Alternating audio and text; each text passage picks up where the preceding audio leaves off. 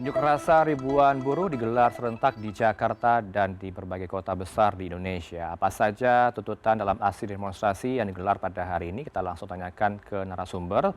Sudah bergabung sambungan daring dengan Bapak Said Iqbal, Presiden KSPI, dan Bapak Sunarno, Ketua Umum KASBI. Selamat sore Bapak-Bapak, saya selalu keduanya. Pak Iqbal, Pak Sunarno. Ya, Assalamualaikum. Waalaikumsalam. Selamat sore, Baik. sehat selalu Mas. Oke, nampaknya sudah di sebuah ruangan begitu, tidak di lapangan lagi nih ya, Bapak-bapak berdua ini. Saya akan langsung ke Pak Iqbal dulu. Pak Iqbal, hingga pukul hampir mendekati 5 sore, apakah masih terdapat aliansi Anda di lapangan, Pak, untuk demo? Aksi 28 Agustus di depan gedung DPR yang diorganisir oleh Partai Buruh dan Koalisi Serikat Pekerja yang ada 74 elemen serikat pekerja dan gerakan rakyat ya, dan juga termasuk KSPI sudah berakhir sekitar jam 2 karena ada sebagian buruh yang akan masuk bekerja di shift 2. Ya, karena ini kan aksi awalan untuk aspirasi ya, membawa 6 isu, sehingga kami memang akan ada lanjutan aksi-aksi yang lebih besar ya.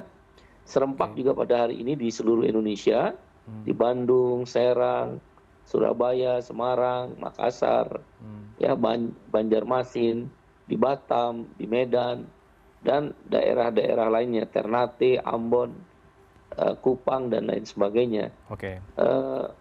Hampir puluhan ribu buruh tergabung mengikuti aksi ini. Baik. Demikian. Bisa dipastikan tidak ada anggota KSPI yang ikut terlibat kericuhan, Pak, pukul setengah 5 sore tadi di DPR sekitarnya. Ini dari aliansi mana, Pak? Rasanya sudah kembali ke daerah masing-masing karena mereka ke daerah itu ada yang nggak ikut shift 2 atau mereka yang sudah shift 3 dan non shift udah ikut bergabung di aksi daerah lagi. Yang shift 2 yang masuk kerja. Saya dengar informasi itu teman-teman mahasiswa ya. Menurut kami sih, menurut Partai Buruh jangan represif lah aparat, terutama ke anak-anak STM dan SMA, itu kan anak-anak kita, itu anak saya itu kalau ukuran umurnya ya. Mereka ini kan senang-senang aja lah, gembira menghadapi dan menyakiti hati rakyat itu yang dilakukan pertontonan anggota DPR itu yang membuat mereka bereaksi ya. Misal ya, joget-joget di dalam gedung DPR, padahal mereka kalau lulus kerja anak-anak STM ini SMK nggak bisa kerja loh, susah nyari kerja. Rasa hati itu terlukai, naik gaji di buruh hanya naik kurang lebih ya, katakan kalau kita minta 8,5% itu kurang lebih mungkin rata-rata ya bisa 400 ribuan lah ya, 300 sampai 400 ribu tergantung daerahnya. Tapi DPR dapat tunjangan perumahan sampai 50 juta, itu kan melukai hati rakyat. Memang betul, Sahroni bilang, jangan bandingkan dengan DPR dengan buruh. Yang kita persoalkan rasio. Di Filipina, upah buruh dengan DPR, rasio upahnya cuma 1:8. Begitu pula di Malaysia, kalau di Singapura mungkin 1:10, mungkin di Amerika 1:18. Di Indonesia kalau benar 104 juta, itu 1 banding hampir 25 kali. Kalau 2013 benar pendapatan DPR hampir 1:45 kali. Itu melukai perasaan hati rakyat. Itulah kenapa kita melakukan aksi. Salah satu tuntutannya naikkan upah 8,5% atau kita sama namakan gerakan Hostum, hapus outsourcing, tolak upah murah. Demikian. Iya, kenapa hanya ke DPR, Pak? Tidak jadi ke istana demo hari ini? Kan juga pemerintah jalurnya kalau menyampaikan aspirasi tidak jadi ke istana, kenapa? Ya, tadinya kita mau dua tempat ya, tapi saya menyampaikan berulang-ulang atau DPR atau istana, karena mobilisasi perpindahan dari satu tempat ke tempat lain yang jaraknya tidak terlalu dekat, artinya cukup jauh, itu memakan waktu. Tadi juga ada sebagian teman-teman buruh yang meminta, Bang, kami shift 2 harus kembali shift 2. Nah kalau ke istana juga jumlahnya kecil, kurang efektif juga. Kita akan melakukan nanti aksi lanjutan. Baik, aksi lanjutan juga akan digelar oleh KASBI, Pak Sunarno? Jika tidak didengar hari ini aspirasinya? Ya, selamat sore Mas.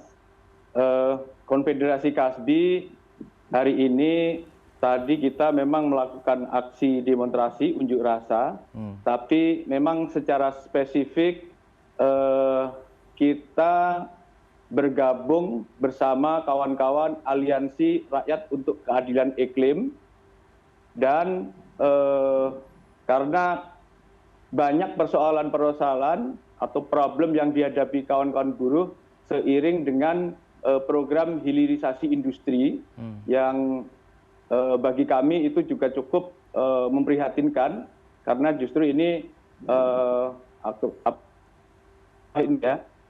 lebih parah lagi terkait dengan krisis iklim di dunia, apalagi krisis ekonomi karena perang, krisis global ya karena terjadi perang tarif dan lain sebagainya, ini mempengaruhi.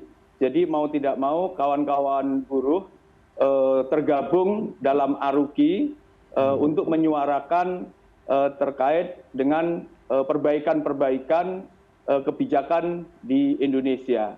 Dan kami tadi juga menyampaikan bahwa ini memang baru mengawali. Jadi pasca hari ulang tahun kemerdekaan Republik Indonesia yang ke-80, dan selanjutnya kami juga bersepakat dengan kawan-kawan aliansi Forum Urun Rembuk Nasional dan juga kawan-kawan aliansi Gebrak bahwa ke depan memang akan ada konsolidasi menjelang evaluasi pemerintahan Prabowo Gibran. Dan tentunya ini berkaitan dengan kebijakan-kebijakan yang dibuat selama ini banyak yang tidak efektif dan justru menambah beban dari masyarakat kecil, termasuk adalah hak-hak kaum buruh. Oke. Hanya sebatas itu tuntutannya, Pak Sunarno? Ya, secara umum kalau soal tuntutan, salah satunya juga kita mendorong baik DPR maupun pemerintah untuk segera membuat undang-undang ketenagakerjaan yang pro terhadap kaum buruh. Jadi pasca putusan MK 168, maka DPR dan juga pemerintah harus melibatkan serikat buruh dalam membuat rumusan atau draft undang-undang ketenagakerjaan. Nah, selain itu kita juga mendesak kepada pemerintah untuk segera menangani kasus-kasus PHK gitu. Dan ini juga berkaitan dengan pidato Pak Presiden pada peringatan May Day 2025, yaitu terkait dengan pembentukan Satgas PHK. Dan ini memang harus dijalankan, sehingga apa? Kasus-kasus perburuhan khususnya PHK yang dalam kurang lebih setengah tahun ini terjadi luar biasa, ada penanganan yang serius dan berpihak kepada kawan-kawan buruh yang terkena PHK. Artinya kita juga meminta agar pemerintah mengantisipasi supaya tidak terjadi PHK. Kira-kira begitu, Mas. Bukankah sudah ada Satgas PHK? Koreksi saya jika salah, saya juga pernah mengutip ya pernyataan dari Kementerian Tenaga Kerja, mereka sudah berusaha ke arah sana dan juga membuka pengaduan. Apakah ini sudah tidak berjalan hingga hari ini sehingga teman-teman bersuara, Mas Sunarno? Ya, sejauh ini yang kami lihat memang belum ada yang dimaksud Satgas PHK seperti apa yang disampaikan dalam pidato Presiden pada May Day 2025 kemarin. Bahkan kami banyak basis-basis kami yang terkena kasus PHK, dalam hal ini penanganannya atau proses penyelesaiannya masih banyak yang belum terselesaikan. Jadi sampai dengan saat ini banyak kawan-kawan buruh yang masih berjuang untuk menolak PHK tersebut. Ya, pemerintah juga sedianya sudah membuka ruang komunikasi, Mas Sunarno, yang luas dengan serikat buruh. Saya juga mengutip ya, pemerintah juga mengklaim ada forum tripartit yang melibatkan pemerintah, pengusaha, dan buruh. Jadi wadah untuk merumuskan kebijakan bersama. Ini bagaimana kemudian teman-teman menangkap di forum ini, tripartit, Mas Sunarno? Ya, forum di LKS tripartit, baik di nasional maupun di daerah, kan sebenarnya ini sudah ada sejak dulu ya, Mas. Jadi, tapi secara efektivitas dalam melakukan kerja-kerja ya antara serikat buruh atau perwakilan buruh, perwakilan dari pengusaha dan juga pemerintah ini memang belum efektif dalam penanganan atau penyelesaian kasus-kasus terkait dengan PHK, terus juga soal perjuangan kenaikan upah. Jadi sampai dengan saat ini belum efektif. Sekalipun juga ada dewan pengupahan baik di nasional maupun di daerah. Maka melalui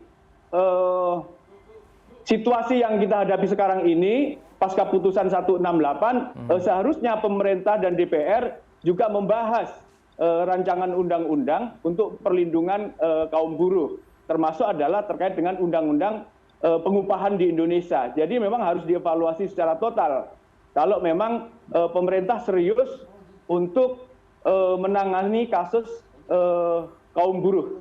Ya, Anda punya pandangan yang sama, Pak Iqbal, dengan statement tadi oleh Mas Sunarno?